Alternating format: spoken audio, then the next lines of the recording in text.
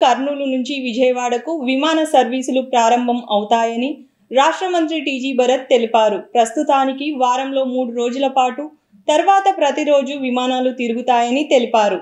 కర్నూలు నుండి విజయవాడకు జూలై 2వ తేదీ నుండి విమాన సౌకర్యం ప్రారంభమవుతుందని రాష్ట్ర పరిశ్రమలు, వాణిజ్యం, ఫుడ్ ప్రాసెసింగ్ శాఖ మంత్రి టీజీ భరత్ తెలిపారు.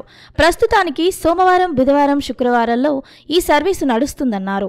త్వరలో ప్రతిరోజు ఈ విమాన సర్వీసు నడుపుతామని కేంద్ర పౌర విమానయాన శాఖ మంత్రి కింజరాపు రామ్మోహన్ నాయుడు చెప్పినట్లు మంత్రి టీజీ భరత్ తెలిపారు. కర్నూలు నుండి విజయవాడకు విమాన సర్వీసు అందుబాటులోకి రావడం శుభ పరిణామమని అన్నారు. ఓర్వకల్లు పారిశ్రామిక అభివృద్ధిలో విమాన సర్వీసు ఎంతో కీలకమన్నారు. కూటమి ప్రభుత్వం ఏర్పడిన తర్వాత కేంద్ర విమానయాన శాఖ మంత్రి కింజరాపు రామ్మోహన్ నాయుడును పలుమార్లు కలిసి ఈ విషయంపై చర్చించినట్లు ఆయన గుర్తు చేశారు. అడిగిన వెంటనే దీనిపై స్పందించి విమాన సర్వీసు అందుబాటులోకి తీసుకువచ్చిన కేంద్ర మంత్రికి కర్నూలు జిల్లా ప్రజల తరపున మంత్రి టీజీ భరత్ ప్రత్యేక ధన్యవాదాలు తెలిపారు.